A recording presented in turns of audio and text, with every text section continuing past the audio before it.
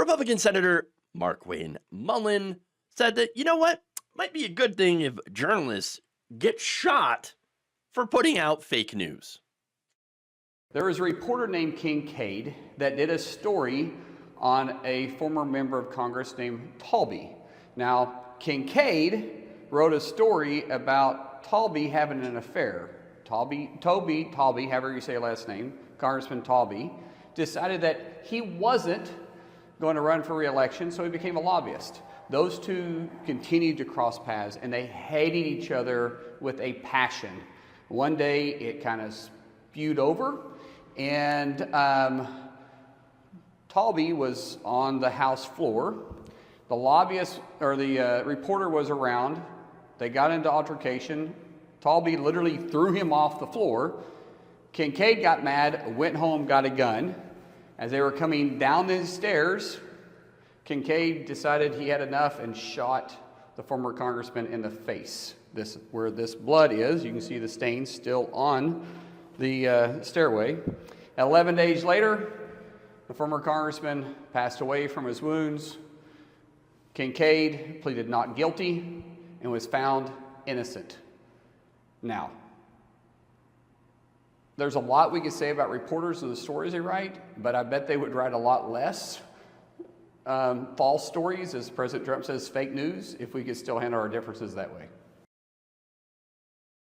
Oh boy.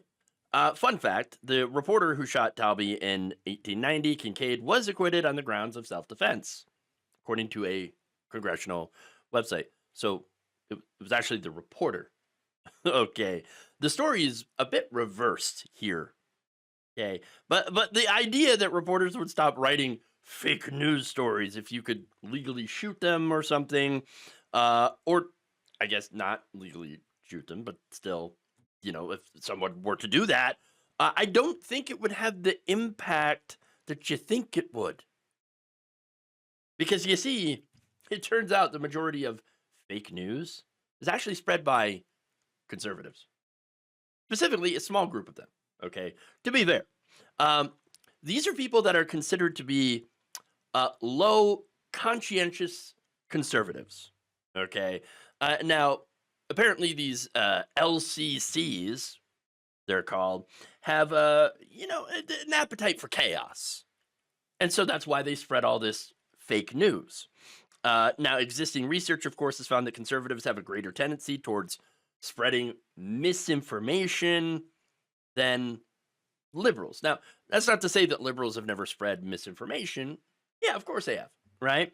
That said, research has found that the people who want to spread chaos in order to disregard, disrupt, or take down existing social and political institutions as a means of asserting dominance and superiority of their own group are apparently the ones most willing to spread fake news. For low conscientious conservatives, we concluded, said a report, sharing false information is a vehicle for propagating chaos. And when you look around at the current situation, well, at who's currently occupying the Oval Office, it's kind of chaotic out there.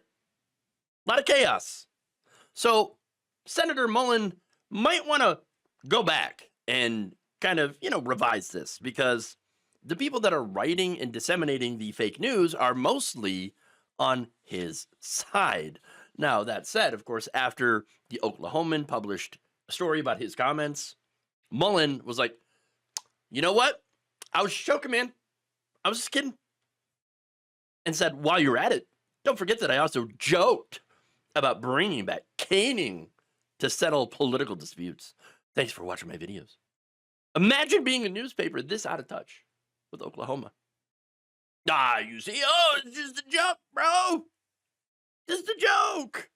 How dare you report on things that I said in Bond video for everyone to watch during a time where threats against the press have increased. According to analysis by Reporters Without Borders, President Donald Trump has insulted, threatened, or attacked members of the media more than 100 times during his campaign speeches from September 1st to October 24th.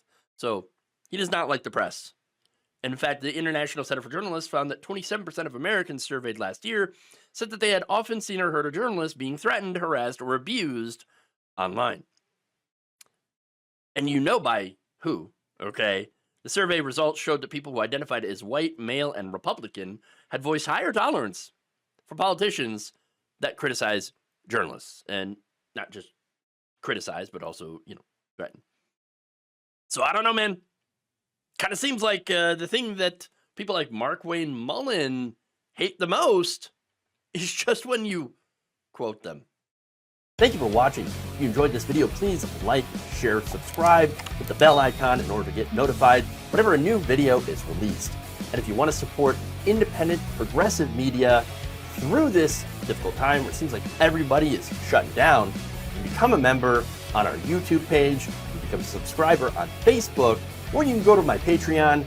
It's patreon.com/Jeff Waldorf. Thank you.